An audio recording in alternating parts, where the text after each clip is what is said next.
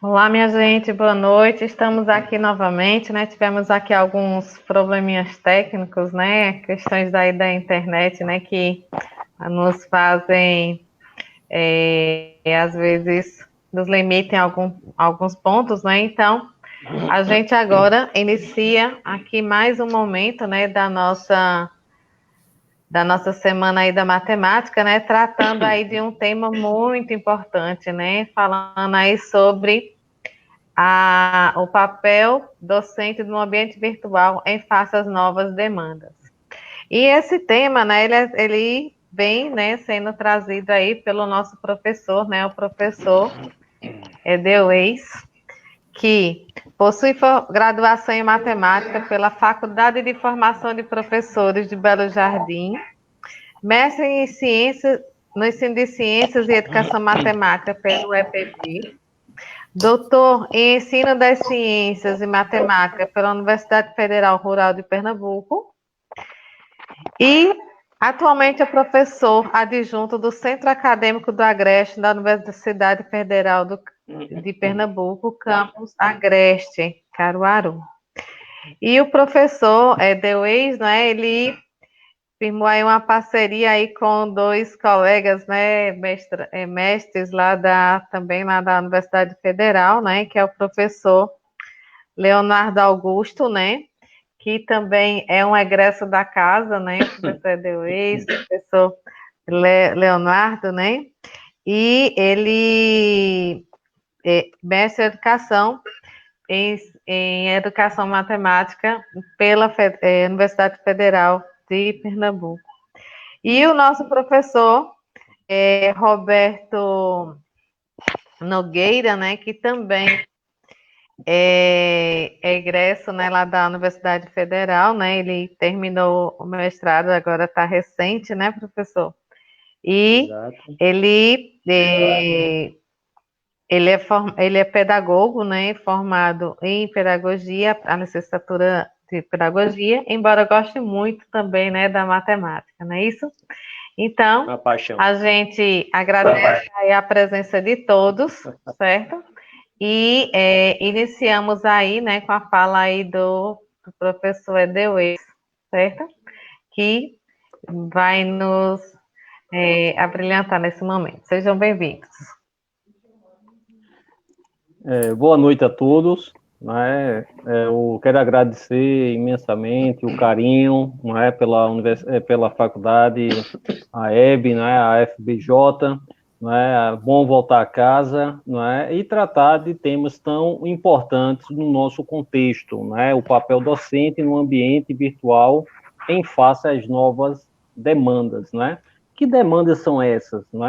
Será que essas demandas elas não estavam já no nosso contexto de sala de aula antes da pandemia e nós não estávamos trabalhando a esse contento? E aí nós temos algumas questões que também vai ser projetado, e está só organizando, mas em breve será também organizado.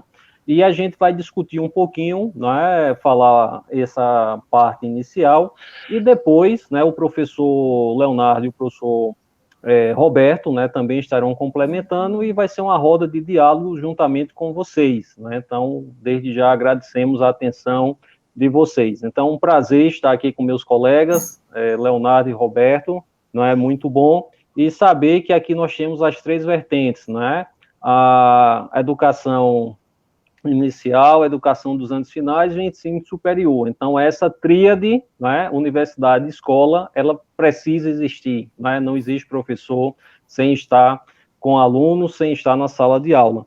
Pois bem, qual tipo de professor queremos ser? Já que nós formamos professores, já que nós nos tornamos professores, como é que eu sei que eu sou um professor? De que maneira eu estou nesse contexto? E aí, será que eu estou sendo um professor com respostas prontas? O que é que eu estou trazendo para esse contexto de sala de aula? Como é que eu estou trabalhando com essas respostas? A curiosidade fica onde? Como será o professor do futuro? O que é que nós temos né, para ser docentes, encantar essa meninada, que já estava difícil, né, dentro de um contexto muito complicado para a nossa sala de aula, né? E como será a nossa sala de aula? Né? Agora nós estamos em uma sala brilhantemente pelas professoras Ayla e Tânia, não é? Sobre inclusão, e nós fomos transportados para outra sala, que é a sala que nós estamos agora, não é? E essa sala, não é, teve alguns problemas para a gente iniciar. E a gente está falando aqui de 3, 4 pessoas. Imagina vocês com um universo com 30 alunos, 40 alunos, que é a nossa realidade. Então, essas já são demandas, né, que se apresentam aqui nesse momento, mas também soluções. Por quê?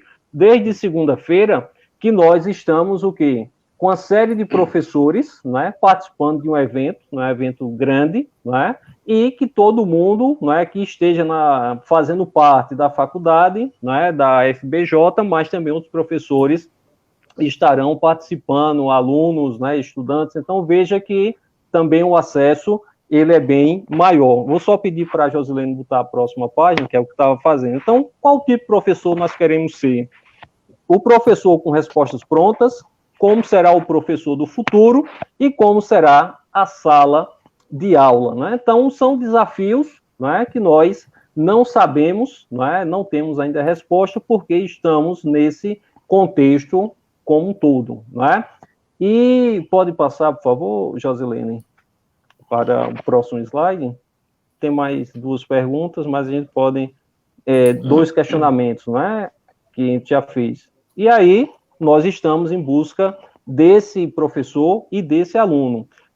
A imagem aí para vocês, né, do professor Raimundo, quem não lembra da escolinha, né, do professor Raimundo, né, existem algumas coisas que não mudam muito, né, e o salário, né, veja aí que tem, primeiro, essa imagem, né, do professor, e acredito que não mudou muito, né, a discussão, a temática aí 20, 30 anos atrás e permanece ainda muito latente na sala de aula. Mas qual o tipo de professor que muitas vezes nós aderimos na nossa sala de aula, né? Será que é o primeiro, né? Eu queria ter um filho assim, que é o menino 10, né? Que o aluno sempre tira nota boa, né? Ou o segundo, que é o Rolando Lero, né? Que o professor, ele tenta, né, fazer com que ele acerte a resposta, né? De todas as maneiras, mas ele o quê? Sempre dá um jeitinho de errar, né? Então ele faz de tudo para errar. E ele diz: captei a vossa mensagem, né? Quando ele diz: captei a vossa mensagem, achei a resposta correta. Ou é o Armando Volta, né? O Armando Lero, que é o São Barilove, né? Que sempre traz um presente. O professor ali faz de tudo para que ele não erre, né? Até ele chegar ao quê? A resposta correta.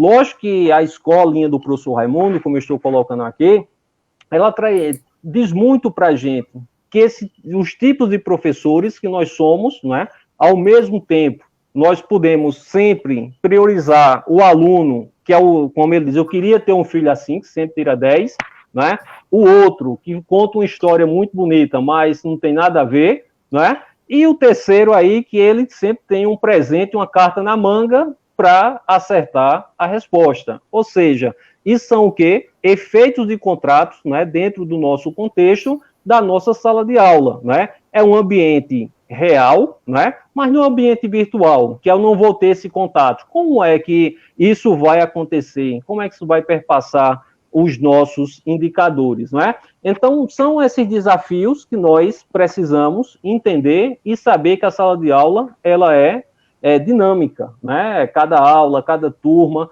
né? Sempre vai trazer algo novo. E aí, Josilene, pode passar a próximo slide.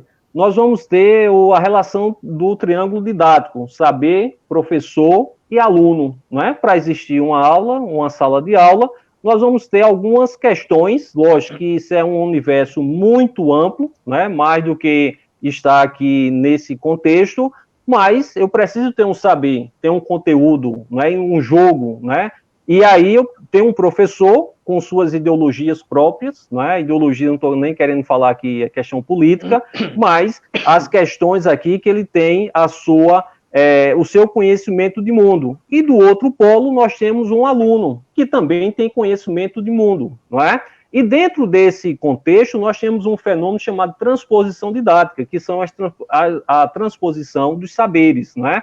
O saber acadêmico ao saber escolar e o saber ensinado. Isso aí é o Chevalat, não é? Que vai denominar de transposição didática, elaborações de conteúdos. O professor, ele vai adentrar a sala de aula, mas ele também traz uma bagagem. E o aluno, ele não é uma tábua rasa, né?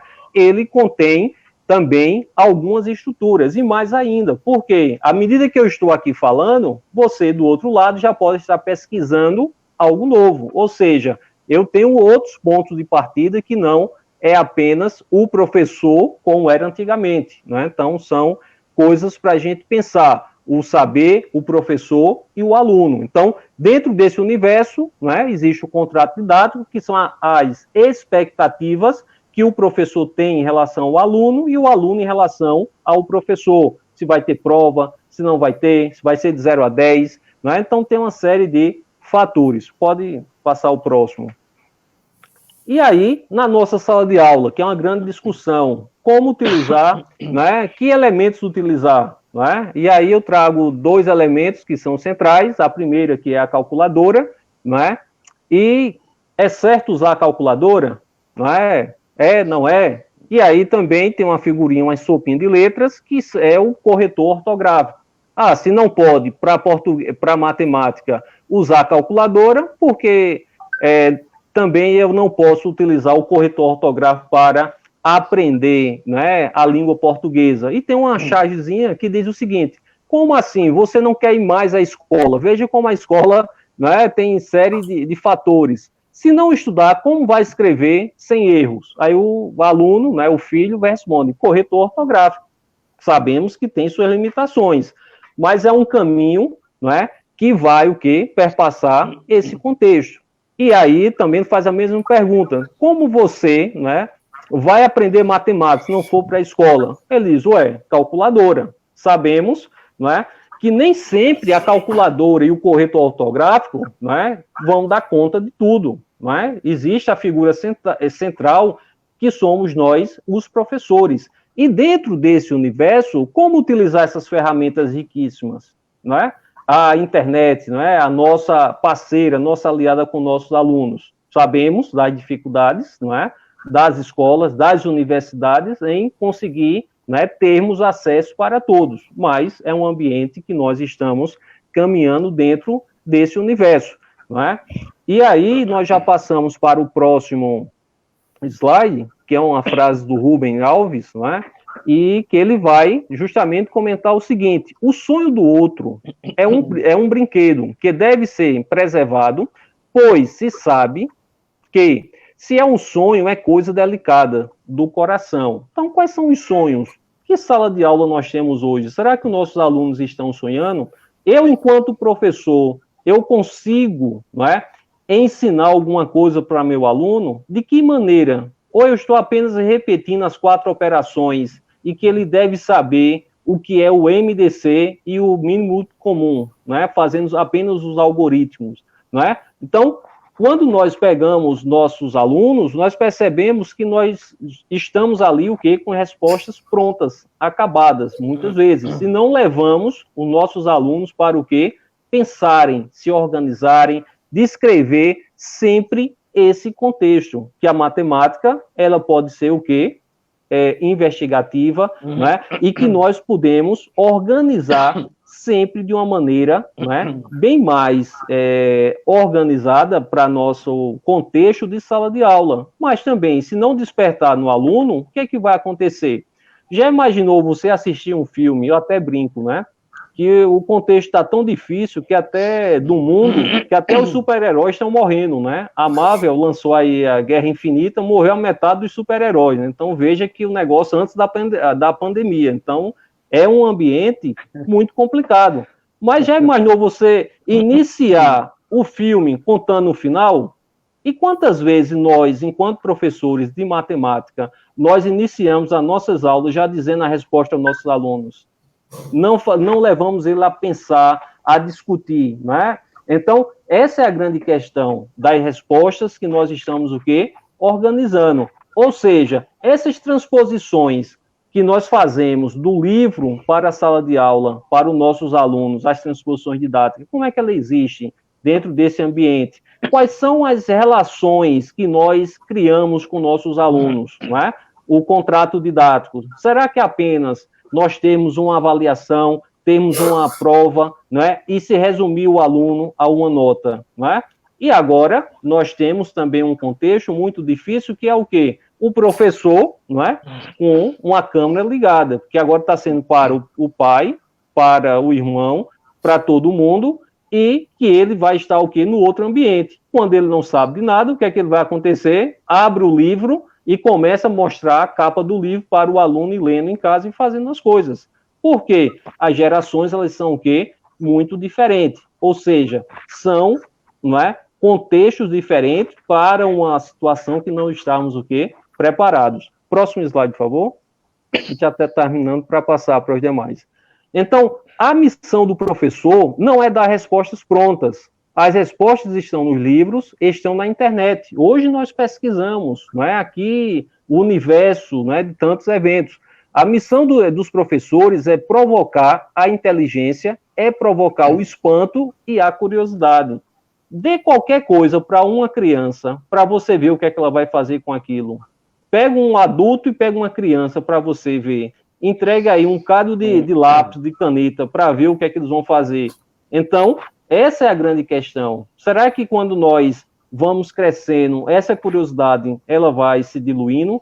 Então, são coisas, não é, que nós precisamos rever, tanto quando voltar no pós-pandemia, como o que nós estamos fazendo nesse momento de pandemia nas aulas remotas. Então, a nossa sala de aula é um palco de negociação e renegociações, né, dos nossos contratos e dos nossos ensino que nós estamos ali o quê? Passando na sala de aula. E com isso, né, o professor ele vai precisar entender e saber quais são as demandas na sala de aula. Isso, né, lógico, nós estamos organizando, né, dentro de uma nova realidade. E aí, né, eu agradeço já essa participação rapidinho, né, e que nós precisamos, pode passar a próxima tela, né, nós temos, né, a questão do pensamento, do diálogo, né, de todos, né, pela educação, né, e fazendo todo um arcabouço que esteja preparado, né, para esse novo ambiente, né, porque a sala de aula, mesmo no nosso retorno, ela será o quê? Bem diferente do que nós tínhamos antes da pandemia. Então, agora eu passo para os colegas e depois a gente abre para o diálogo novamente.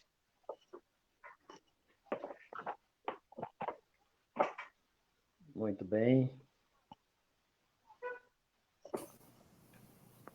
Muito bem, eu acredito que com essa bela explanação do professor Edeu Vaz, a minha parte se encaixa nessa sequência, que é a de Leonardo, que vai trazer também uma parte mais prática da situação real, né? Pode ser assim, Léo? Pode ser assim, meu caro, fica à vontade. Pode.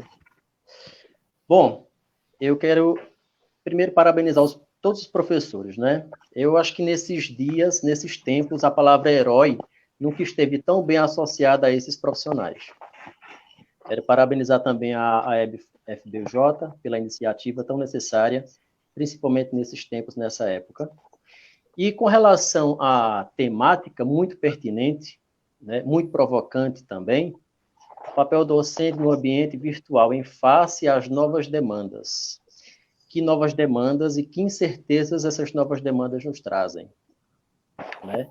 A conexão entre o ambiente real e virtual, ela passa necessariamente por uma adaptação. Adaptação do professor à sua sala de aula. A nova necessidade que impera, trazida também pela condição dos alunos. Se dizia que o professor está um passo à frente em relação ao aluno, devido ao fato de ter mais conhecimento. Só que, no sentido virtual, no contexto das demandas tecnológicas, o aluno, em muitos casos, está 1 quilômetro à frente do professor. E isso é uma coisa que precisa ser equiparada, né? Então, a adaptação é uma condição necessária, tendo em vista que a didática docente, de uma forma geral, precisa acompanhar a evolução tecnológica, porque é nesse entremeio que o aluno foi criado, que ele nasceu. A escola para a comunidade, adaptada à comunidade.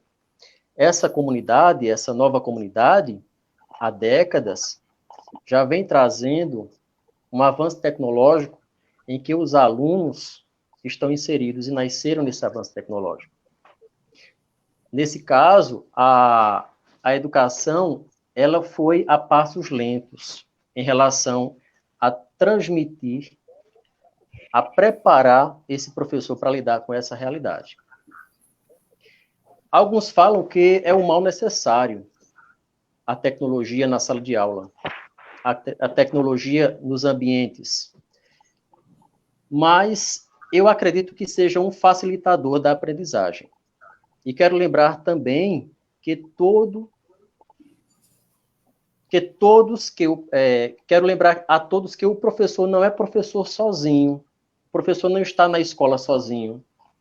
Ele demanda de regras, de orientações, de decisões, de um contexto curricular, de algo que já é trazido pronto para ele na sala de aula. Como o professor de hoje falou, cabe a ele fazer essas transposições desse conhecimento da melhor forma possível.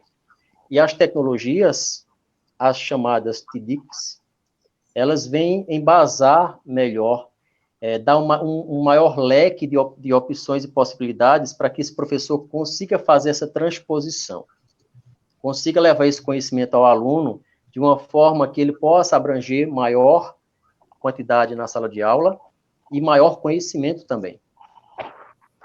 Diante dessa questão, a gente passa por um outro processo, que é a formação do professor, responsabilidade do Estado, e também sua responsabilidade. A gente fica se perguntando até que ponto a gente pode avaliar e dizer que X professores estão adequados a essa nova demanda e outros não. Porque existem N realidades nas escolas. Existiam preparos anteriores, existiam ações do Estado em relação à formação docente anteriores, de determinado Estado, e outros mais aquém dessa realidade. Então, a situação ela é generalizada ao ponto de que nós precisamos entender que há a necessidade desse apoio do Estado para que esse professor consiga também colocar em prática o que a realidade pede. A pandemia foi apenas um choque repentino. A pergunta que fica é, pós-pandemia, o que virá? Pós-pandemia, o que aprendemos com ela? Pós-pandemia, o meu trabalho na sala de aula vai modificar em quê? Pós-pandemia, a minha formação, a minha preparação, a minha busca de novos conhecimentos, ela vai estar apontada para onde? Então, assim, são questionamentos que a gente precisa colocar antes de chegar necessariamente a um outro fator. Esse fator, ele diz respeito ao alto valor do professor. A gente fala muito que a gente precisa entender que nós somos a porta para o futuro de democracia verdadeira, de mais justiça social, de mais equidade. Agora, esse poder, ele não é entendido, ele não é praticado. A gente tem a questão da valorização de duas formas. A questão da valorização econômica e a questão da valorização de si próprio, da sua profissão. Então, é importante você primeiro se autovalorizar. Colocar em prática, numa sala de aula para 40, 50 alunos, algo que você aprendeu depende de vontade, depende de preparação. Esse novo estado em que o mundo se colocou e que o país, necessariamente, no caso o Brasil, especificamente, é uma situação que demanda ações rápidas. Essas ações rápidas, elas passam necessariamente pela nossa busca. Eu estava vendo uma reportagem de uma pesquisa que foi feita sobre o que os professores estavam fazendo, buscando nesse processo, nesse período de pandemia. E 45% dos entrevistados, de 2.400 no total, o universo da pesquisa, responderam que estavam buscando novos conhecimentos. Isso é um fator positivo.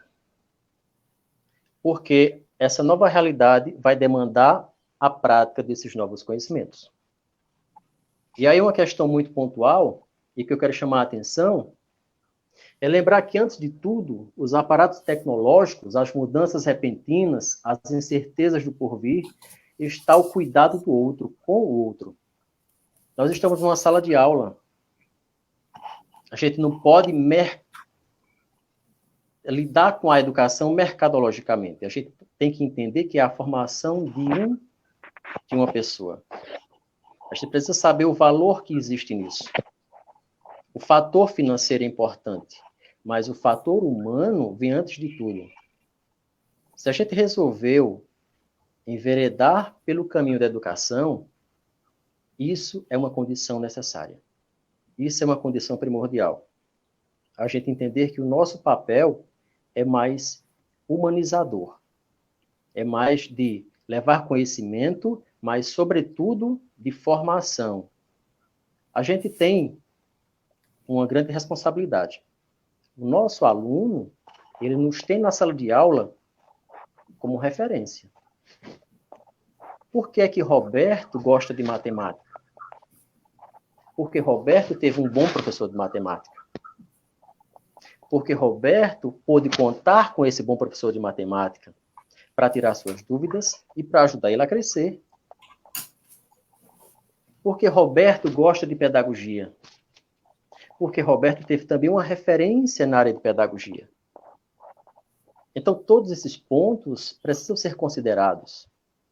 Levar a tecnologia para a sala de aula, se inserir nesse processo, não é somente você ligar o projetor e passar slides. Há uma confusão em relação a esses pontos. Tecnologia na sala de aula é uma facilitadora do trabalho do professor. A sua importância continua latente. A tecnologia vai apenas dar subsídio para ele alcançar mais, para ele ser mais eficaz. E é bom, é interessante que a gente perceba que cada coisa tem que estar no seu devido lugar. Cada importância seja dada a devida o sujeito professor e os aparatos tecnológicos. Mas a eficácia, e como o professor Eduardo falou, que professor eu estou sendo na minha sala de aula? Aquele professor da escolinha? Aquele que demanda respostas prontas para o aluno? Ou será que é aquele que está fazendo com que o aluno busque, se instigue, se inspire nele? Será que é aquele que o trabalho dele vai causar um efeito tão grande no aluno a ponto de lá na frente, na universidade, pós-universidade, ele lembrar daquele professor? O papel do professor nesse novo contexto demanda principalmente isso. Preparação, vontade e se adequar às situações. Isso é um contexto que é necessário em qualquer instituição, independente dela ser do maternal ao ensino superior. Porque o papel do professor é o papel de referência para o aluno, primordialmente. Passar o conhecimento, transpor esse conhecimento, é uma consequência desse papel.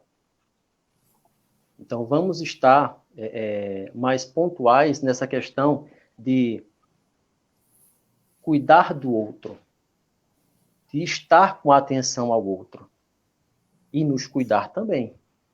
Esse ponto é importante. A gente precisa, é urgente que isso aconteça.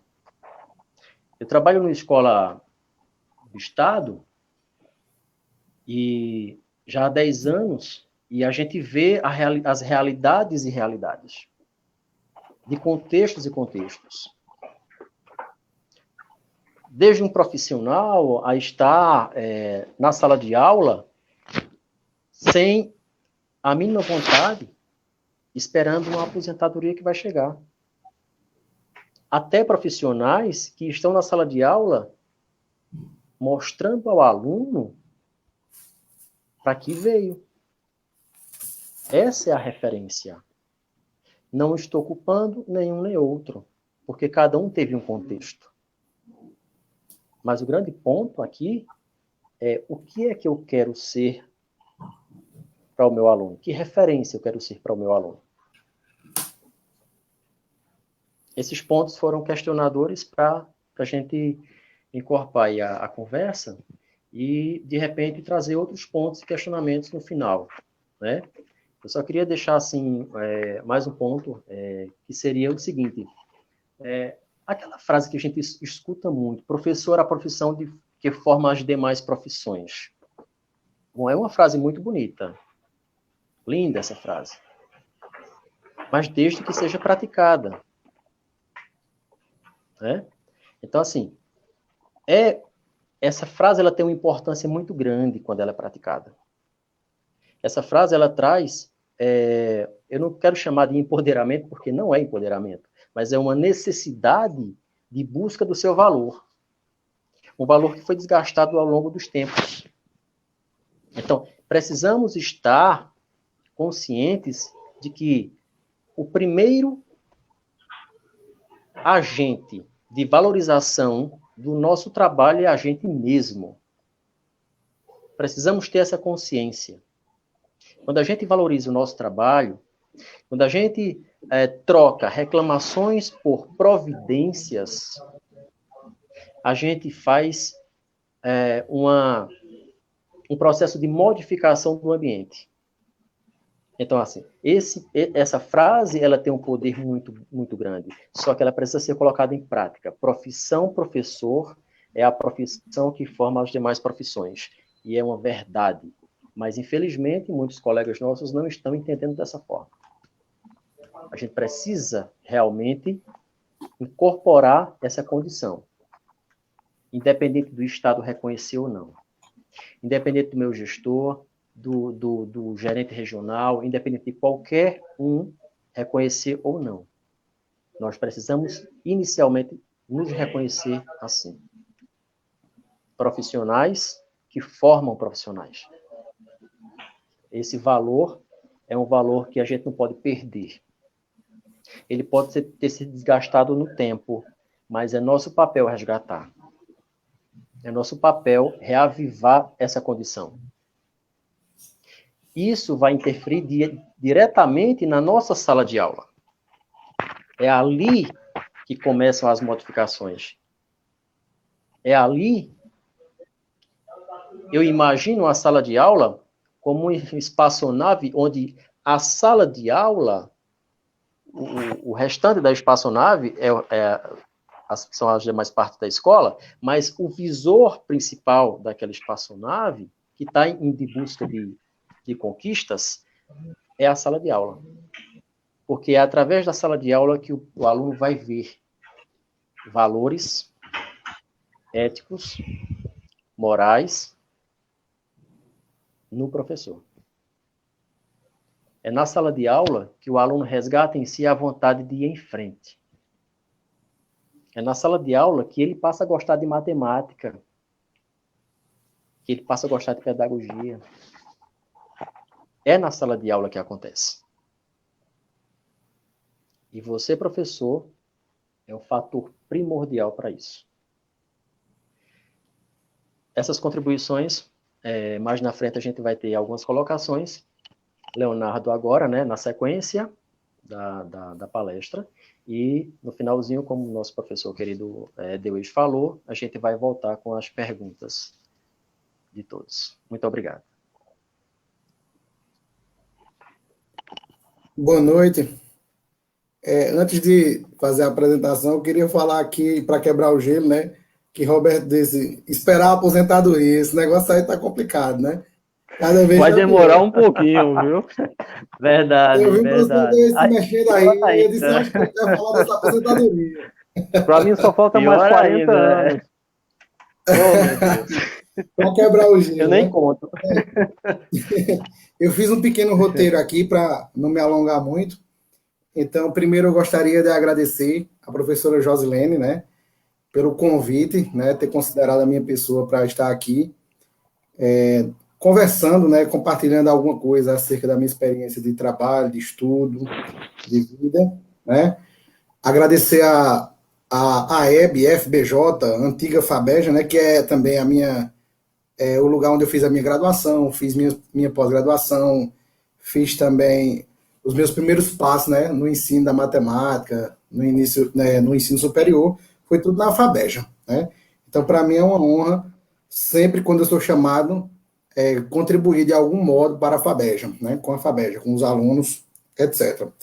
Então, esse é o primeiro agradecimento. Segundo, para o professor Edelweiss, né, que está aqui, o meu grande mentor na área de pesquisa em educação matemática, didática da matemática, e também agradecer a presença de Roberto, né? Porque nós somos amigos, né? Na luta, né? Lá no mestrado, a luta também na escola pública. É isso aí. Né? Juntos são mais fortes. Bom. É verdade, só assim mesmo, senão o cara não consegue, não. Então, meus agradecimentos. Então, o primeiro ponto que eu queria falar são sobre as rupturas tecnológicas e o que é que isso tem a ver com a educação. Veja só, historicamente, né, se a gente observar rapidamente o desenvolver da história humana, alguns pontos nos chamam a atenção. Por exemplo, no final da Idade Média, início da Idade Moderna, por volta de 1500, uma tecnologia apareceu e rompeu tudo, que foi a imprensa de Gutenberg. Aquilo ali, inicialmente, foi um movimento que é pontual. Entretanto, ele gerou revoluções, reformas, até mesmo a reforma protestante, até o surgimento da escola, como a gente conhece hoje, começou tudo a partir dali. Então, veja, aquela mudança daquela tecnologia daquele momento, ela se espalhou durante muitas décadas e a gente sente um impacto até hoje. Mais para frente, nós também tivemos a questão da chegada do rádio, por exemplo. Né? Na época que o rádio foi colocado aí no mercado, né, para o pessoal começar a consumir, comprar rádio, ouvir todos esses canais de rádio, o pessoal começou a dizer, as pessoas não vão mais saber ler, porque agora elas só vão ouvir o rádio. E não é verdade. Hoje a gente vive com o rádio, vive com os livros do mesmo jeito. A mesma coisa aconteceu também quando apareceu a televisão, e agora as redes sociais, a internet, os equipamentos de tecnologia, é uma realidade que a gente tem que encarar. A gente não vai poder minimizar isso. Apesar de alguns colegas professores, eles acharem que tecnologia é bobagem, né? A gente sabe que quem trabalha no meio tem alguns colegas que realmente eles têm uma resistência muito grande. Mas, como o professor Deuis falou, são pessoas de uma outra geração, talvez. Mesmo que alguns de gerações passadas, eles têm uma boa aptidão com tecnologia. É uma coisa que não tem definição. Mas o fato é o seguinte, a tecnologia veio para ficar. E ela vai fazer modificações profundas em todas as áreas da vida humana. E a educação é uma delas. Né? Ninguém estava esperando agora essa questão dessa pandemia, dessa quarentena, e jamais a gente imaginou que utilizaria a tecnologia para tentar amenizar um pouco esse problema que surgiu, né? Vamos dizer assim. Daí, a questão da educação e da tecnologia, para mim, a mistura de ambos é algo natural. Alguns são mais entusiastas, outros são mais resistentes, mas no final das contas, é o caminho natural de toda a humanidade, em todas as áreas. E a tecnologia, e a educação não é diferente. Ok? E ainda bem, né? Porque a gente tem que evoluir. Vamos evoluindo, vamos aprendendo. Então, na minha experiência pessoal agora mesmo com isso, na escola pública, eu fiquei muito feliz em ver que algumas pessoas que antes tinham resistência, antes da pandemia, de repente começaram a se mobilizar para aprender, e fazer uma coisa nova no sentido de desenvolvimento. Outras pessoas não, mas a gente entende. Cada um tem o seu estilo e a gente tem que respeitar todas as pessoas, né? Sem nenhum problema. Bem, assim sendo, eu queria contar aqui, através de alguns gráficozinhos que eu montei, o seguinte: na escola pública que eu trabalho, ela se localiza aqui no centro de Caruaru, eu era em Vicente Monteiro. Eu dou aula de física lá, no ensino médio, de segundos anos e de primeiro ano. Eu tenho 4 turmas. E eu peguei 4 semanas em relação à participação dos alunos nas aulas, nas atividades, para a gente colocar em números, para a gente ter uma certa noção, porque, claro, isso daí é uma pequena amostra dentro da minha escola e uma amostra totalmente insignificante em relação ao mundo todo que está passando por isso. Mas a gente pode ter uma noção em relação a os alunos que têm acesso à internet, os alunos que não têm, os alunos que têm, mas mesmo assim eles se negam a participar, etc. Então, essa vai ser a ideia aqui de uns dados que eu trouxe para vocês. Eles são referentes às minhas 4 turmas, como eu falei, né?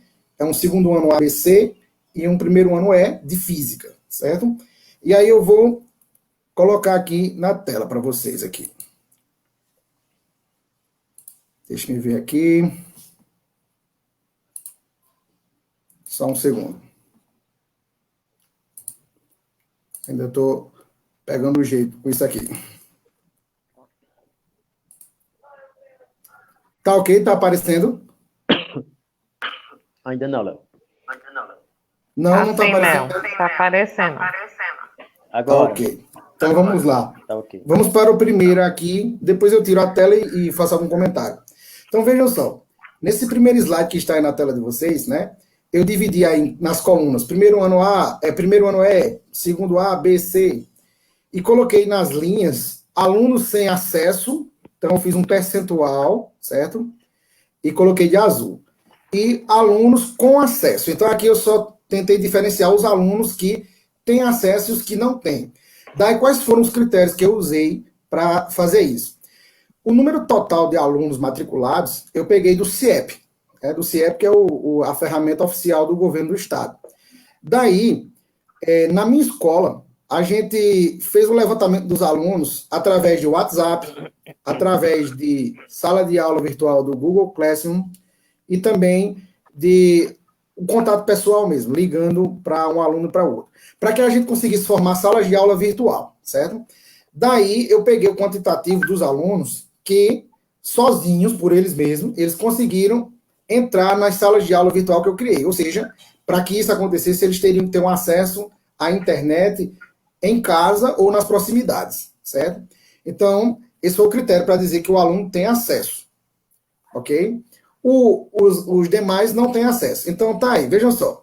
No primeiro ano eu consegui ver aí que 14,3% não tem acesso algum, certo? Isso daí é uma questão para a gente levar em consideração, porque o que preconiza a educação pública é que a educação seja para todos, é o direito de todos, né? Assim, então a gente tem que ficar de orelha em pé em relação a esse percentual aí que eu encontrei no primeiro ano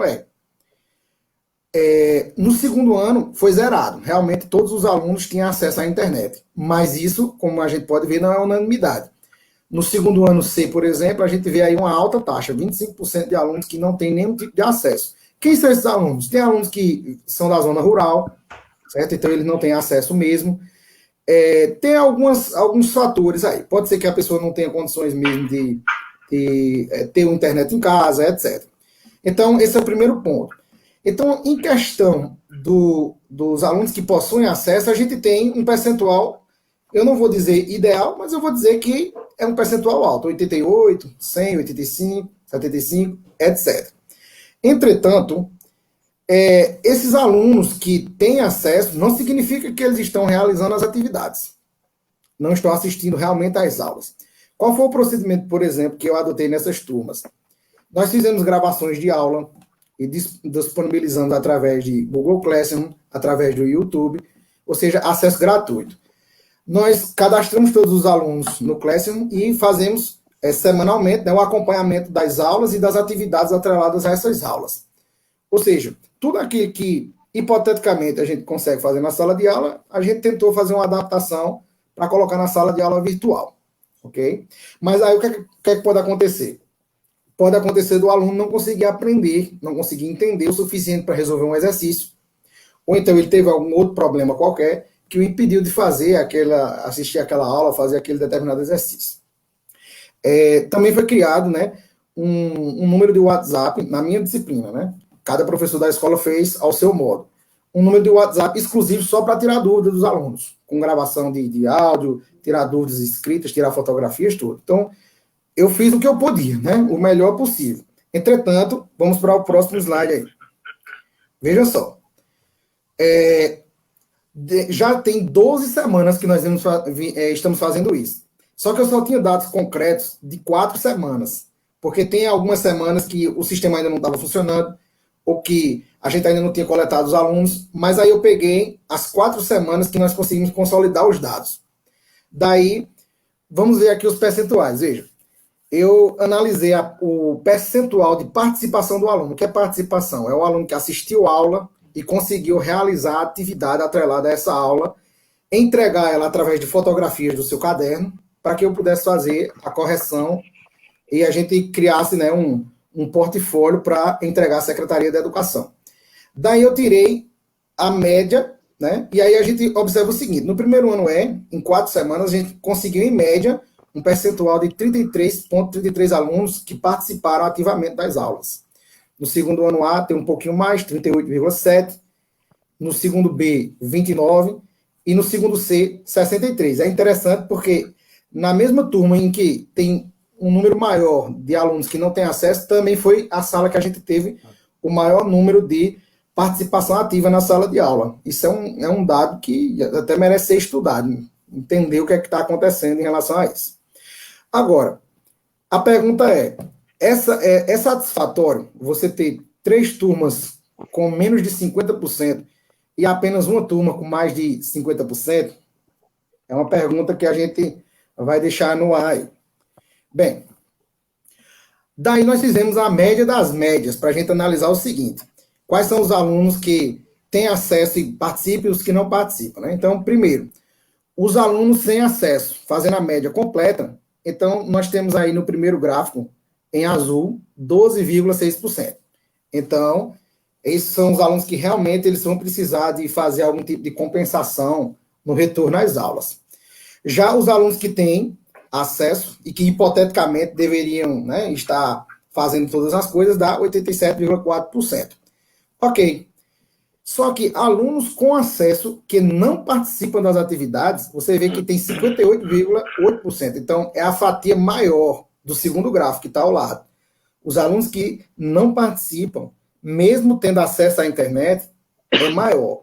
E os alunos que realmente eles consolidaram a participação, deu 41,2% dos que participam. Ou seja, a questão da participação real é algo bastante precário, se a gente pensar. Deixa eu voltar para cá. Então, é bastante precário. Esses dados aí, eles dizem muitas coisas, né? Eu fiz esse levantamento hoje à tarde, com dados já consolidados, e a gente não pode sair por aí afirmando qualquer coisa. Por exemplo, o aluno que não faz, não necessariamente ele não fez porque ele é preguiçoso. Ele pode ter tido algum outro tipo de problema. São múltiplos fatores que podem, né, afetar a questão do aluno não poder, né, fazer as atividades, assistir nas aulas. Por exemplo, um problema que eu tenho no primeiro ano é que eu tenho 3 alunos, né, que precisam de intérprete de Libras para a gente ter aula. E esse é um problema, porque a escola, ela dispõe, né, o governo do estado dispõe de um intérprete de Libras, professor Paulo, mas ele não está na minha casa para fazer a interpretação na hora que eu estou fazendo a gravação, justamente por causa da pandemia. Então, essas 3 alunas, elas praticamente ficaram com esse problema, né, de não ter esse acesso. Ainda que eu fizesse as legendas, etc., pode ser que escrito não fique exatamente igual aquilo que a gente quer quando está falando, explicar quando a gente está falando. Então, são questões complicadas. Daí, hoje até uma pessoa, um aluno aqui da UFPE, do CAA, entrou em contato comigo, conversou e disse que a universidade está fazendo um levantamento, né, sobre a questão da possibilidade e forma de retorno às aulas, etc. Tal. E a gente vê que, mesmo nessa pequena amostra que eu fiz de ensino médio, é uma coisa complicada. Mesmo que a gente tenha um percentual mais interessante, por exemplo, na própria Universidade Federal, ou nas universidades particulares, ou nas escolas particulares, mas até quanto, em porcentagem, seria aceitável? Quando é que a gente realmente diria, o trabalho está sendo feito? Então, foi uma apresentação bastante técnica aqui, né, que eu mostrei em relação a isso, e que, na verdade, ela corrobora tudo aquilo que o professor Edelweiss falou, tudo aquilo que o professor Roberto falou agora há pouco, que são muitos desafios que estão sendo levantados, né, de uma vez só, e a gente tem múltiplos problemas para poder enfrentar essa situação. Então, isso aí serviu para evidenciar aí alguns dos problemas, mas nós temos muito mais. Resistência de professores, a falta de treinamento para o professor antigo, ele foi treinado para isso? Ele teve condições de aprender ou não teve? Como é que é essa situação toda? Então, levanta muitas questões, né, que já foram explanadas bem pelo professor Edelweiss, pelo professor Roberto, né, e a questão é o seguinte, vamos continuar fazendo, né, não é porque é difícil e duvidoso que eu acho que a gente deva parar. Acho que a gente deve continuar, até porque é um problema para ser resolvido. A gente não pode acabar com a pandemia com a força do pensamento, né? A gente tem que esperar que realmente a gente tenha uma vacina, uma coisa concreta para resolver essa situação, né?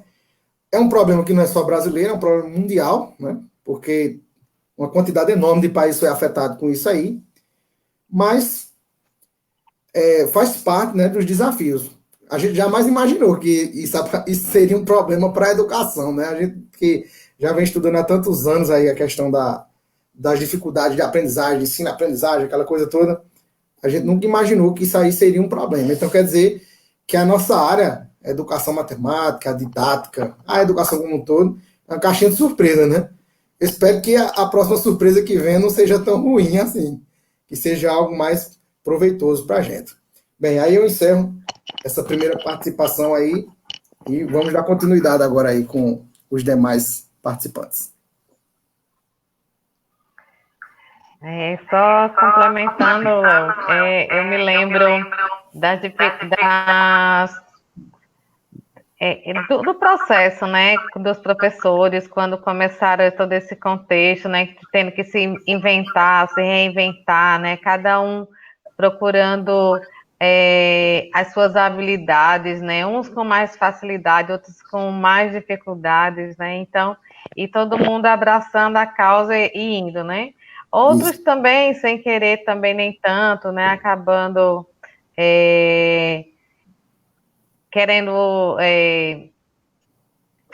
teimar um pouco, mas depois tiveram que também abraçar a causa, né, e a gente vê aí belíssimos trabalhos também, né, de professores que estão aí, né, fazendo gratas surpresas a gente, mas também muitos professores ainda com dificuldades, porque tem questão de estar trabalhando em casa, questão da internet, né, e ainda tem essa questão da educação inclusiva, como você bem coloca, né? Isso. Exatamente. É interessante, bom, né? Me permita, por favor, né, agradecer também a participação aí de Léo, de Roberto, né, que trouxeram esses dados, cada um com sua realidade. E hoje à tarde nós tivemos uma discussão no NDE de matemática justamente sobre a possibilidade de retorno. Na verdade, a gente vai criar está se pensando em criar um semestre extra para poder tentar ver alguma coisa. E esses dados que Leonardo traz, eles são muito relevantes, porque o que nós oferecemos agora, não é, para atividade remota, nós também vamos ter que garantir no retorno presencial. Por quê? Nós já sabemos que alunos ficarão para trás, não terão condições de assistir às aulas de forma ao vivo, né, sincrônicas. Ou seja, a gente vai ter que criar algumas situações para tentar fazer alguma coisa nesse momento, mas sabendo que ele não vai ser possível para a gente organizar e atender a todos, não é? O curso de matemática aqui em Caruaru, nós dispomos, né, em matemática, propriamente eu trabalho com estágio também, um levantamento que eu tinha feito há um tempo atrás, nós dispomos de quase 20, 30 cidades. Belo Jardim também tem uma variedade, recebe muitos alunos, né, oriundos de outras cidades, ou seja, é um ambiente que não é fácil para ninguém, né? Nós fomos dormir de um jeito, né, dia 16 de março, né, dia 15, dia 16 para tudo, sai tudo aí do ar, e vamos entrar nesse contexto, que vamos aprender, não é? Então, nós estamos aprendendo dentro desse universo que perpassa a sala de aula, que a gente já tinha vários problemas, né, de ordem de ensino e aprendizagem, e que agora a gente está no virtual. O Leonardo trouxe outro dado importante, que foi referente à questão de Libras, né? Não tem um intérprete para ele, vai ter para cada professor, quem é que vai ficar conectando, fazendo aqui agora, não é? Então, essas são demandas, né, que vai levar um tempo para a gente conseguir o quê? Organizar e fazer com que realmente não tenha essa distância tão grande. Então, o vínculo que nós somos, né, nascemos na era analógica, né, todo mundo aí, quem não tem uma TV mais nova, teve que comprar um conversor, e passamos para a era digital.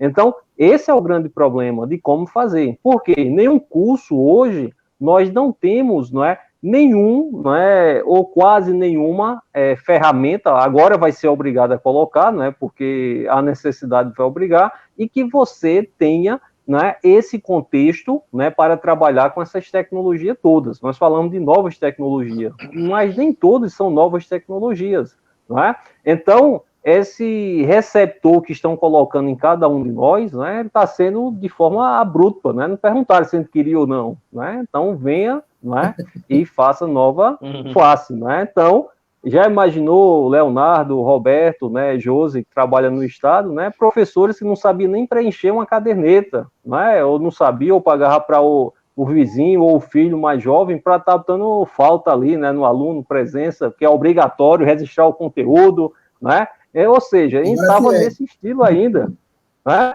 e agora, né, chegou a ferramenta e disse, além de você fazer isso, agora você vai estar o quê? Dentro da casa do seu aluno, levando para ele a aula que você fazia presencialmente, né? Que ele pegava o livro dele, abria, ia para a sala de aula e conseguia fazer aquele mesmo exercício. Quando abriu o livro, né? Porque ele às vezes já tem tudo decorado, ele faz aquela sequenciazinha bonitinha do ano dele, o planejamento dele, né? E vai cumprir na sala de aula. Então, essas são as demandas, né, que estão postas, né, para os cursos de formação de professores e os professores que já estão na rede, né? Então, essas são coisas para a gente pensar, né, do virtual, né, e do real, né? Se me permite, Josilene, uma contribuiçãozinha também, no sentido de que há uma preocupação também latente com a volta dos alunos e dos professores ao sistema de ensino. A dos alunos, dos estudantes, no caso, porque foi citado aí, o professor Edelweiss falou da questão da divergência de conteúdos, de aprendizagens que eles tiveram ao longo desse período. Alguns tiveram oportunidade, outros não tiveram, e aí há uma divergência, né, desse nível de conhecimento. E com relação aos professores, é realmente para reintegrá-los mesmo ao sistema, porque esse período fora demanda uma reintegração, né, uma preocupação com essa reintegração desse docente à realidade que ele estava acostumado antes. Só que é uma realidade agora com outro diferencial, né, com exigências eu acredito que sejam exigências de mais tecnologia na sala de aula. né? Eu acho que esse processo aí, ele demandou, ele cultivou na mente, né? Principalmente daquelas pessoas que vão direcionar o currículo, direcionar, enfim, os procedimentos, as leis orgânicas e tudo mais, as leis que vão regir essa questão aí, né, específica, para que haja mais tecnologia na sala de aula, né? E havendo isso, a necessidade gritante de mais formação e mais cuidado com a formação do professor, né? É muito necessário isso. Quero agradecer também ao professor Edelweiss, meu professor e amigo, pelas contribuições que ele tem me dado ao longo desse tempo de mestrado, ao amigo Leonardo também, que me instigou também durante esse processo. E o mestrado, eu costumo falar sempre essa frase, o mestrado, ele traz não só um título, ele traz amigos, né?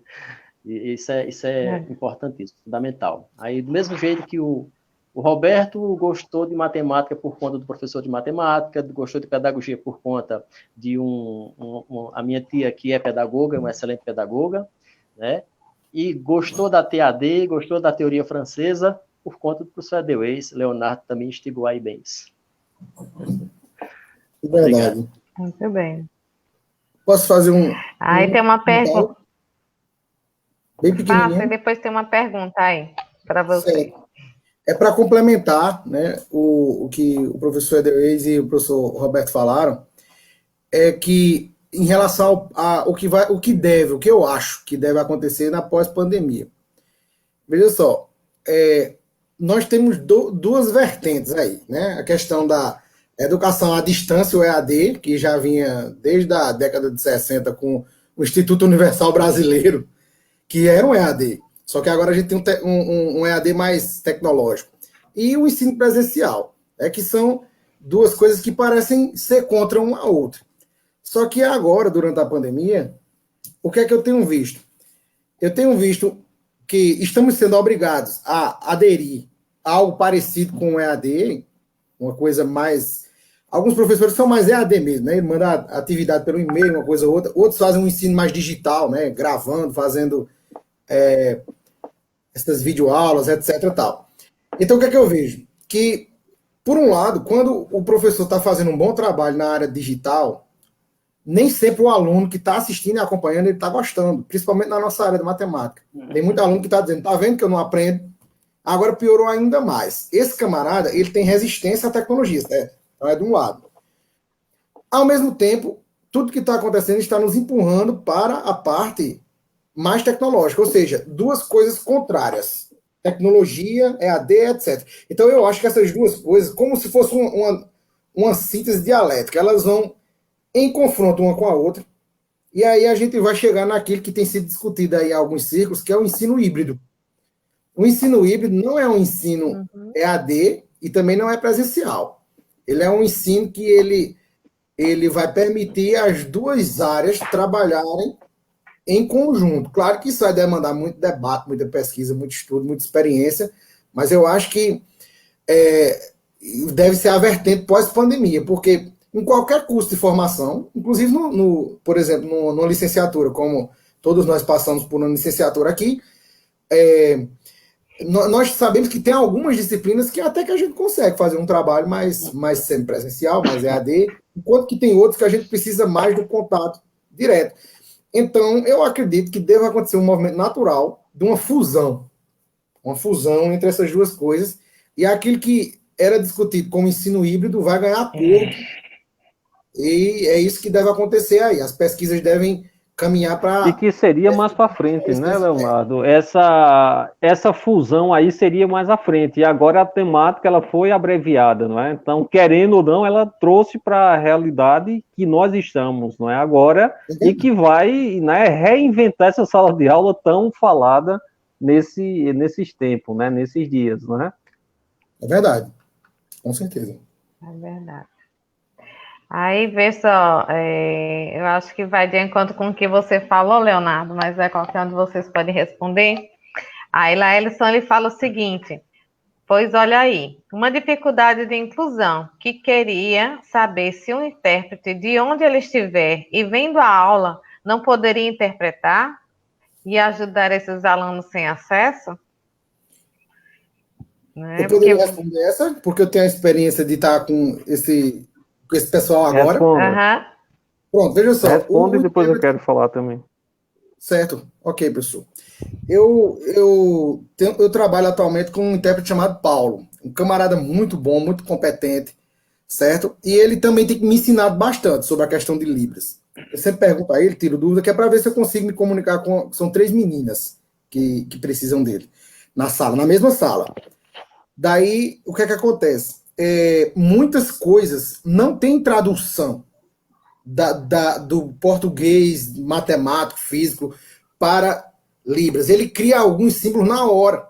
E que para eles se comunicarem, eles precisam estar se vendo mesmo. É uma comunicação muito forte. Entendeu? Tem muitas coisas que na hora que eu explico lá um negócio de física qualquer, lá na aula, ele começa a entrar em contato com as meninas, e aí eu olho para ele, elas entenderam, eu digo, rapaz, como é que se diz isso aí em Libras aí? Aí ele disse, não, eu criei um símbolo, eu misturei 2 símbolos aqui, elas entenderam.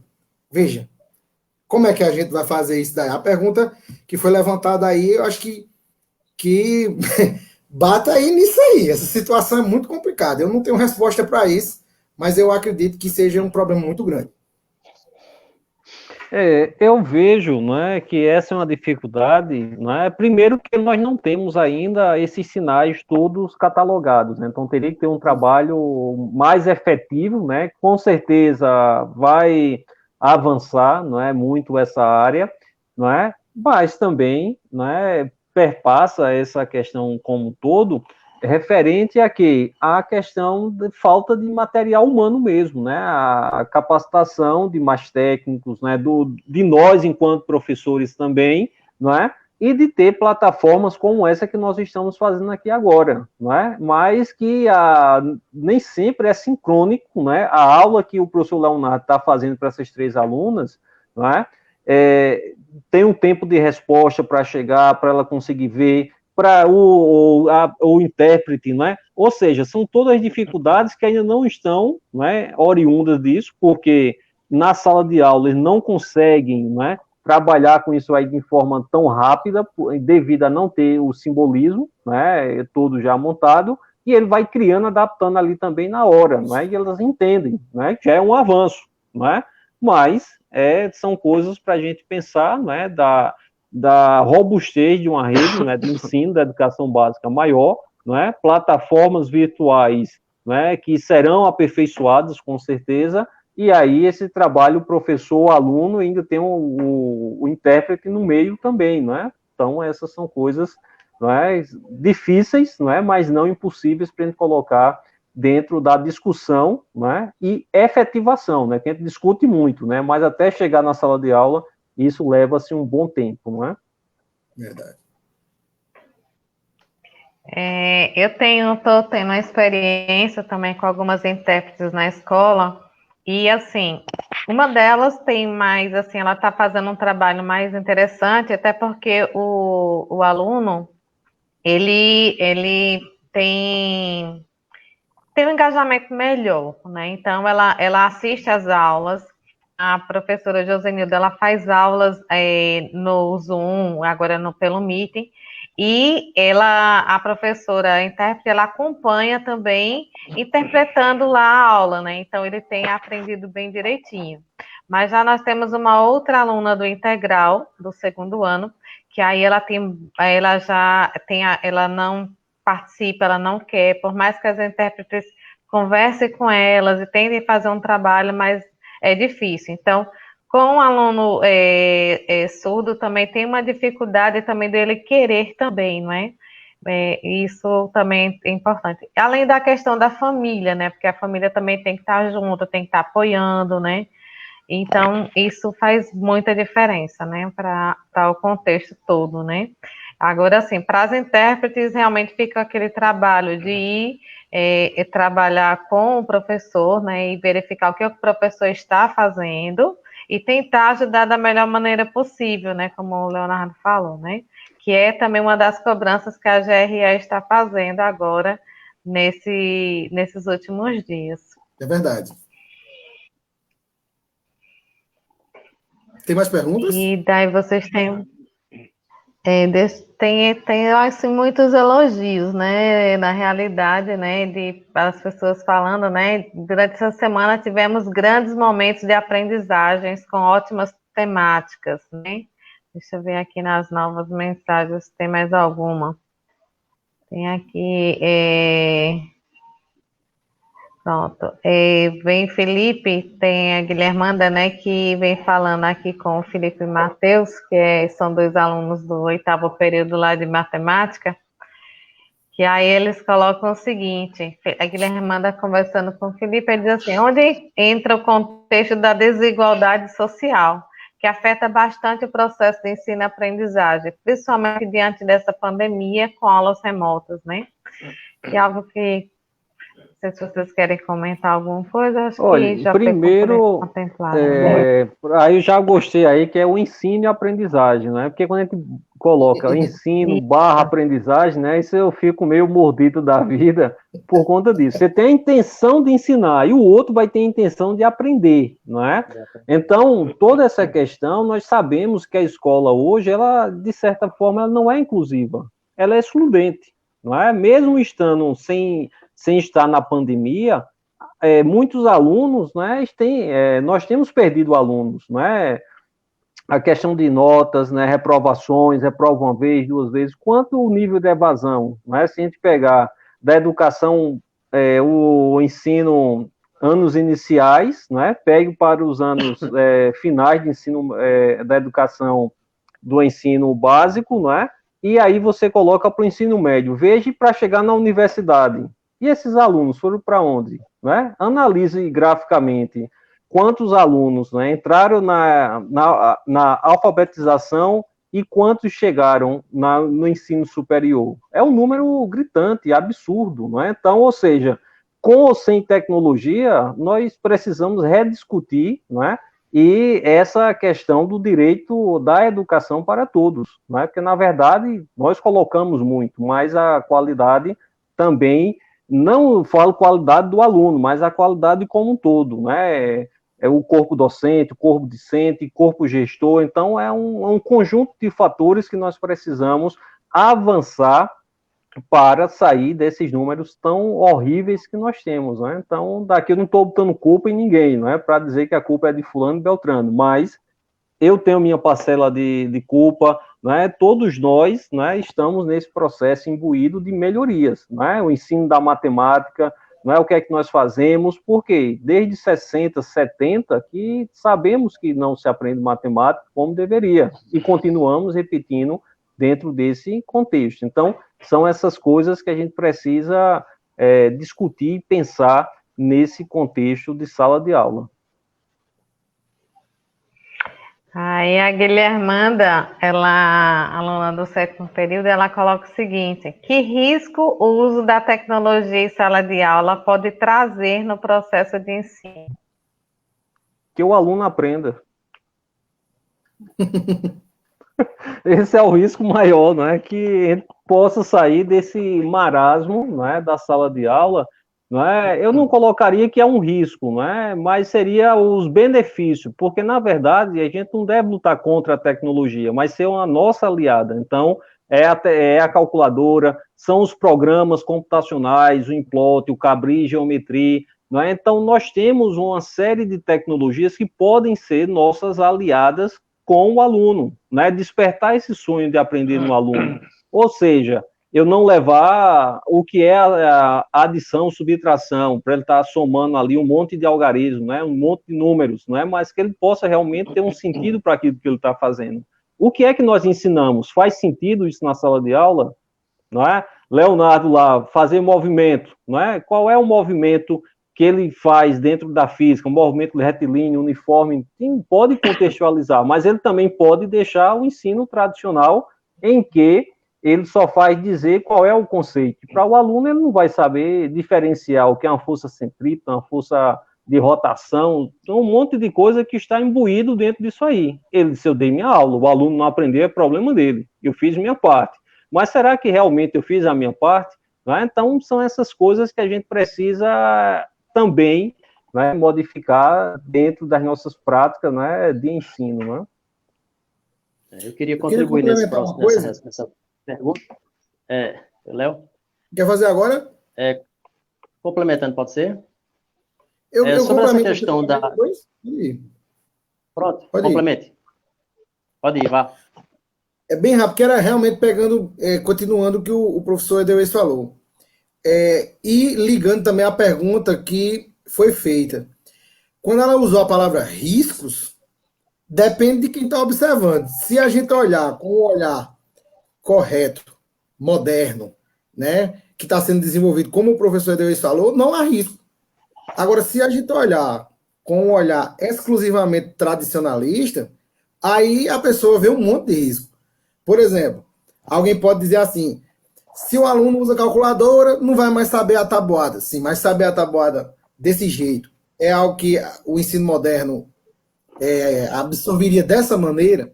Eu sei que às vezes tem alguns conceitos que às vezes a gente é obrigado a usar um método tradicionalista. Uma vez ou outra ali, é como se fosse uma falta talvez até ferramental. Eu penso que a gente termina voltando aí, mas a questão é, o ideal, aquilo que tem sido discutido, é que a gente passe por um processo de modernização e discussão, experimentação e debate, né, em relação às técnicas de ensino. E aí, se você pensar desse jeito, aí você não vê risco nenhum. Como o professor diz, a questão, talvez, da aluna que fez da pessoa que fez a pergunta, é observar no sentido tradicional, realmente. Se você olhar exclusivamente assim, como se tudo que existe no mundo fosse isso, mesmo que seja um bom tradicional, aí você vai ver muitos riscos. Como, por exemplo, a questão da calculadora que a gente falou aqui agora. É isso. Bom, sobre essa questão, só para pontuar o seguinte, que as tecnologias, elas não fazem milagre, né? Elas são apenas um aparato na sala de aula. A eficácia vem da prática do professor. Então, se a prática dele é bem desempenhada, se ele tem uma didática facilitadora para o aluno, as tecnologias também vão contribuir, né? Se isso não acontece, não adianta muito esse aparato na sala de aula, né? É um ponto que tem que ser colocado, porque a aula, a eficácia da aula está na ação do professor, na ação de lecionar, na sua didática e no saber usar essa tecnologia, né? Nas estratégias que ele vai utilizar para incorporar essa tecnologia ao seu conteúdo de ensino.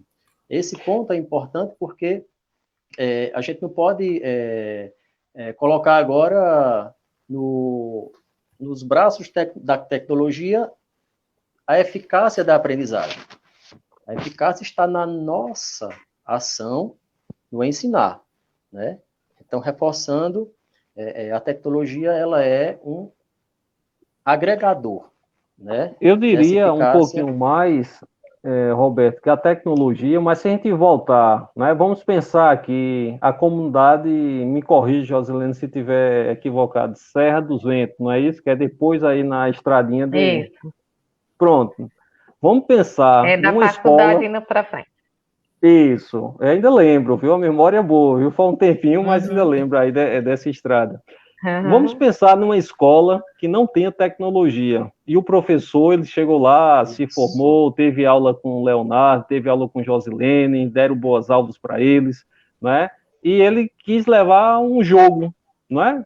Não tem tecnologia, de repente não tem nem energia, não é? Mas se ele não tiver estratégia, se ele não tiver objetivo definido, vai ser apenas um passatempo para ele na sala de aula, não vai contribuir em nada. Ou seja, veja que são elementos concretos, né, que a gente fala tanto trabalhar com concreto, mas eu vou estar ali com o jogo ou com a tecnologia, mas se eu não tiver um planejamento, se eu não tiver um objetivo, uma estratégia, eu não estou conseguindo fazer nada diferente. É melhor que faça o ensino tradicional, que pelo menos pela repetição você vai fazer alguma coisa, e não ser apenas o jogo pelo jogo, a tecnologia pela tecnologia, não é? Então, esse é o diferencial, não é? E até acho que já emendando a pergunta aí, como seria acho que o pós-pandemia, não é? Esse é uma grande... é uma grande questão que também nós não sabemos, mas eu acredito que não será a sala de aula do mesmo jeito que era antes. Vai modificar para todo mundo, não é? Quem não está com saudade de fazer uma chamada aqui, não é? Então tá todo mundo aí doido para fazer uma chamada na escola e não ter mais essa oportunidade, não é uma coisa tão simples, não é? Então esse ambiente pós-pandemia, não é? Vai ser isso, porque querendo ou não, nós podemos trabalhar fazendo leituras, fazendo esses aperfeiçoamentos que estamos fazendo aqui, ou seja, tudo isso vai contribuir para mim repensar também a própria prática, porque o aluno, ele vai ser mais exigente, o professor também tem que trazer novas situações, né? Então, eu penso dessa maneira, que não será como antes, não é? Até porque terão outras demandas para a gente se organizar nisso aí.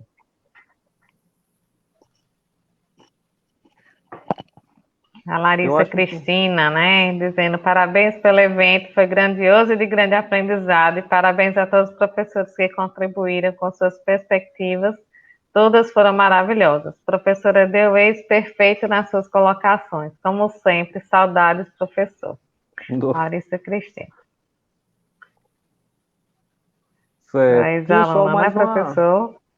Tem um parabéns aí para vocês, né, que estão até agora nos acompanhando, né, então isso é uma discussão boa, né, que levaria um tempo maior, né, mas já foi além, né, acredito que todas as palestras até agora contribuíram, né, para a gente repensar um pouco, né, cada um dentro do seu escopo, cada um dentro do seu ambiente, com mais recurso, com menos recurso, não é? Às vezes você trabalha em um contexto de instituições privadas, tem melhores recursos, mas isso também não garante, não é, que o aluno vai aprender mais, não é? O aluno que tem um notebook de última geração com o que só tem um caderno, não é? E de repente o que só tem um caderno consegue desenvolver muito mais do que aquele que está com o computador, não é? Porque o computador por si não vai fazer o milagre, como o Roberto já colocou aqui, não é? Então, ou seja, o professor e o aluno é que vai estar nessa simbiose dentro da sala de aula, nessa transposição dos saberes, como diz o Chevalá,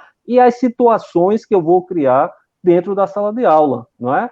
Então, já imaginou o Leonardo chegar para a aula dele, não é? Levar uma situação, um problema, e não dizer qual é o assunto, não é? E aí? Não é? Então, posso provocar a minha sala de aula começar de uma maneira bem diferente, não é? Exatamente. Bom, vocês têm mais alguma colocação, mais alguma contribuição? Veio 10 e 15 aqui, o pessoal está aqui atento, todo mundo aqui vibrando. Eu estou vendo, tá bom aí. Até porque... 1 minuto ou 2 só, bem rapidinho, pode ser? A gente faz as considerações finais agora, né? A gente vai fechando. Ainda está no tempo da aula, né, professor? Ainda, né? O bom é o seguinte, não é? Nós que passamos aí pela AFBJ, e aqui Caruaru também não é diferente, quando dá 10 para as 9 eu vou embora que eu vou perder o ônibus, né? Esse problema nós não temos, né? Que está todo mundo em casa, né? Pronto, pode começar por você. Há um certo tempo, eu assisti uma palestra de um professor lá da UFPE, lá do Recife, lá do Centro de Informática, o professor Silvio Meira, é o fundador do Porto Digital. Isso. Ele é um camarada bem para frente, umas ideias bem interessantes. E, ultimamente, ele tem dado algumas palestras, foi no Roda Viva, etc., falando sobre a questão de educação e tecnologia. E, numa dessas palestras, o professor Silvio disse o seguinte, que o modelo atual, no caso ele estava falando do modelo atual, esse modelo tradicional que a gente já conhece de educação, né, as cadeiras, o quadro, etc. Tal, ele disse o seguinte, esse modelo ele já está ultrapassado. Só que nós temos um problema, nós não temos um substituto para ele, e que é por isso que ele ainda está aí. Então eu acho que a dúvida que foi colocada pelo professor Silvio lá, se a gente não tem ainda um substituto, a pergunta que foi feita agora há pouco, no pós-pandemia, tem um paralelo. Ou seja, a gente tem uma dúvida sobre o que é pós-pandemia, mas também para o futuro, para o além. A gente não sabe exatamente como será o formato de uma sala de aula que venha realmente substituir esse modelo atual de sala de aula. Mas eu acredito que a resposta deva vir através desses debates, estudos acadêmicos que são feitos em todas as universidades, centros de pesquisa, né? Eu acredito que a gente vai chegar lá.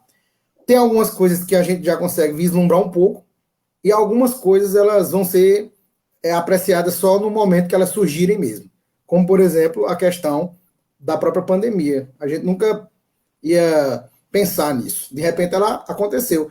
Eu acredito que o formato ideal e novo de sala de aula, que deve surgir tanto agora como depois, no além, vai ser uma coisa que mistura elementos conhecidos com elementos que talvez a gente ainda não conheça, a gente ainda não tenha pensado.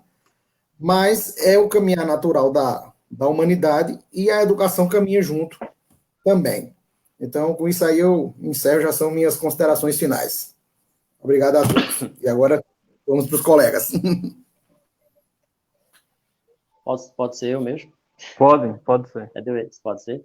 Pode. Bem, em relação a essa questão da pandemia, foi um evento, eu diria, muito, muito pontual, né, em todo o mundo, que desencadeou outras questões para se pensar, né, outros questionamentos para serem colocados para possíveis futuras respostas. A grande questão é que a gente tem que entender que vai sair a vacina, né, com a graça de Deus, vai sair essa vacina, e a normalidade, digamos assim, entre aspas, vai chegar. O que vamos fazer com isso? Vai depender de como vamos caminhar. Tem que ser uma coisa gradativa, precisa ser gradativa, porque há uma questão de adequação, né? Lidar com o aluno, com o professor no seu ambiente, precisa de adequação, e essa adequação precisa ser feita gradativamente, né? Não é porque a pandemia gerou todo esse questionamento que as mudanças precisam sim, mas não podem ser colocadas de uma forma muito, eu diria, muito rápida, sem pensar, sem planejar, né? Nesse ponto aí, eu concordo com a questão de que a gente precisa entender a necessidade de que a gente lida com vidas, né?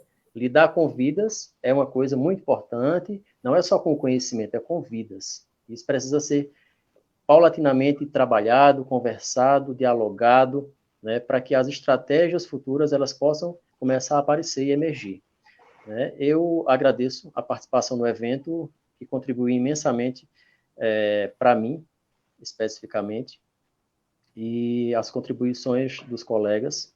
Agradeço a Josilene pelo convite, a toda a direção da EBFBJ, e dizer que a gente precisa ter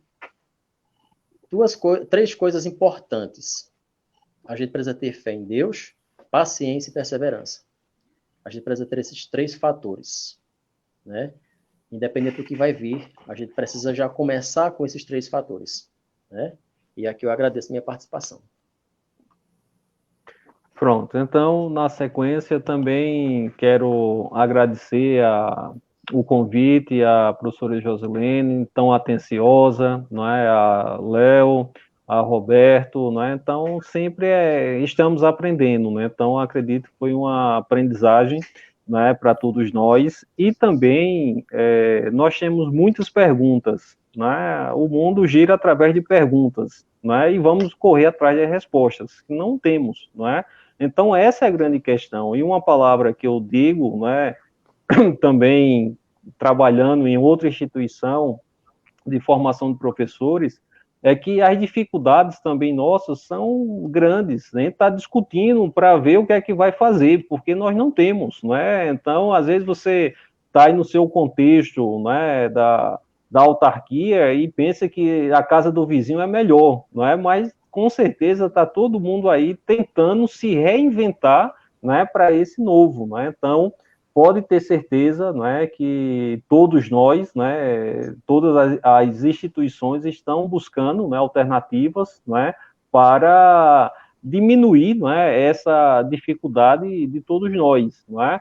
E o que é que eu quero para a minha sala de aula? O que é que eu vou fazer essa nova sala de aula, seja no ambiente acadêmico, seja no ambiente escolar. Então, são ambientes, né, que precisamos estar juntos, né? E esse junto é fazer essas parcerias, né, e trabalhar. Por quê? Ninguém sabe tudo, né? Então, a gente está sempre aprendendo. Então, esse caminhar é que nos leva a motivar, né, e a sonhar um pouco mais, né? Então, esses são os caminhos que nós devemos percorrer, né, e dizer o seguinte, né, que a nossa profissão, né, o professor é a peça central do ensino brasileiro. Nós não vamos perder essa centralidade. Agora, nós vamos o quê? Avançar dentro disso aí. Então, amanhã, né, o Leonardo vai estar fazendo um papel fundamental, Josilene, Roberto e tantos professores que aqui nos escutam que vão estar também batalhando, né, vão estar dentro desse ambiente, né, tentando fazer o novo, né, e sem saber, muitas vezes, nem ligar a câmera, né, e hoje já sabe ligar uma câmera. Eu vi uma fotozinha que era uma professora que pendurou o celular num cabo de um cabide, né, e amarrou na parede lá e estava dando aula, ou seja, é improvisação total, né, mas está chegando a aula, né. Então, esses são os desafios, e nós precisamos motivar os nossos alunos, né, então, essa motivação é que vai dar combustível para a gente avançar, né, e sonhar, como o Roberto falou aí dos professores, que nós temos como referência, né, então, esses são os caminhos que nós vamos fazer dentro da nossa interligação, dentro da nosso aprendizado. Não somos uma ilha, né, infelizmente, né, muitos professores se trancam, né, na sala dos professores, né, se fecham, né, e muitas vezes dão troca de experiência, né, com medo de pensar do colega mal, que não está sabendo a disciplina. Então, vamos dialogar, vamos conversar e vamos procurar alternativas. Né? Tem experiência exitosa de Leonardo, de Roberto, de Josilene, né? Então muita gente fica com vergonha, né, com timidez de perguntar a outro professor. Né? Então, nós vivemos, né, dentro de um contexto que precisamos ser mais cooperativos dentro do ambiente da sala de aula, né, e da sala do professor. Sala de professor não é só para o cafezinho falar mal da turma, né? Então todo mundo já fala mal. Nós podemos organizar de uma outra maneira, né, e ser produtivo, né? E é isso. Um grande abraço a todos, né? E até uma próxima vez, né? Que seja presencial também, né? Que é muito bom, né? Então essa é a saudade de poder abraçar a cada um, né? A cada uma que esteve aqui conosco. Um grande abraço a todos. Bom, então a gente aqui agradece, né, a parceria, né, de vocês, né, que já desde o ano passado, né, estiveram conosco, né, a Semana da Matemática, né, que a gente fez. Foram momentos também bem grandiosos, né, que a gente conseguiu discutir, partilhar algumas coisas, e agora de uma maneira diferente, mas a gente também vem trazendo esse tema aí atual, né, e que eu percebo, né, pelas colocações que realmente veio de encontro ao que os nossos alunos estavam precisando escutar, né? Eles se fizeram presente, né? Eles se mostram, né, contemplados, né? Eu acho isso muito importante. E não poderia ser diferente, né? Então, quando a gente foi pensando nos nomes, né, e fazendo os convites, a gente ficava, assim, bem feliz por poder contar, né, com vocês, né? Então, a gente tem muito que agradecer, né? A palavra é realmente gratidão. Gratidão pela disponibilidade, gratidão pela parceria, e por ter esse carinho tão grande, né, com a instituição, né, que a autarquia, né, educacional do Belo Jardim, né, que é mantenedora da Faculdade do Belo Jardim, ela agradece, né, todo esse carinho que vocês têm, né, pela instituição, né, professor Edeuís e professor Leonardo, né, que sempre egressos e sempre cuidadosos com a instituição, né, Roberto também, que mesmo não sendo egresso, mas tem um carinho especial, eu sei, não é? E aí nós três, né, Estamos, eu ainda orientando, né, e Léo e Roberto orientando desse professor, né, professor Edeuez, uma pessoa fantástica, né, que muito nos ensina, né, acho que a gente tem muito que agradecer, né. Então, E fazer só um comercial boa aí, noite. que não sei se Josilene fez, que é referente ao artigo, né, que ela publicou em uma revista, né, então cobre dela depois, Parabéns. que é também sobre Parabéns. a Fabeja, não é? Léo também publicou aí, Roberto tá em vias, né, corrigindo, mas eu digo assim, o comercial de Josilene é porque é sobre a história dessa instituição, né, então assim, lógico que tem outras teorias, tem um monte de coisa, mas é essa memória que ela está ajudando a reescrever e deixar isso posto, né? Então, é um comercial, divulgue isso aí, não é? Então, que sairão vários artigos, né? Mas esse é um que já está em uma revista nacional, né? Então, isso com revista com Qualis, não é? Então, ela trabalhou, não é? Teve todos os méritos, né? E tem esse artigo aí publicado, né? Quem não leu ainda, né? Busca lá, né? Suga um pouquinho dela mais, que ela sabe os caminhos, tá certo? Um abraço aí a todos. Ótimo. É verdade, professor, sobre esse primeiro artigo falando sobre as primeiras matrizes, né, do nosso curso de licenciatura em matemática, né? Que é o meu objeto de investigação, né, sobre as marcas e traços, né, da história, né, da instituição, né, especificando, né, o curso de licenciatura em matemática, né, então, Isa, eu vou postar para vocês, tá certo? Tem aí o pessoal já querendo, eu vou, eu instigo mesmo, viu, cobre professor? aí, né, vamos. Eu vou colocar lá para vocês, viu, lá nos grupos. Então, minha gente, deixa eu só me despedir aqui do pessoal, já venho falar com vocês. Tranquilo. Então, chegamos ao fim, né, de mais uma semana acadêmica de matemática, né, e vocês sabem que eu amo fazer esses momentos, né, eu acho que são momentos que a gente aprende muito, são momentos que a gente se reinventa, a gente se descobre, a gente repensa, reflete, e acaba melhorando o nosso papel, né, na educação. Eu acho que isso é muito importante, a gente realmente precisa de momentos como esses, né, de diálogo, de conversas, e eu acredito que a semana, ela realmente proporcionou tudo isso, e eu fico muito feliz de ver agora, quase 10h30 da noite, né, muita gente ainda aqui participando, né, empolgadas, né, e a gente se despede, né, e, bom, a qualquer momento a gente inventa outra coisa, tá certo? Mas muito obrigado por tudo, por estarem aqui presentes, tá? Tchau, tchau e até a próxima.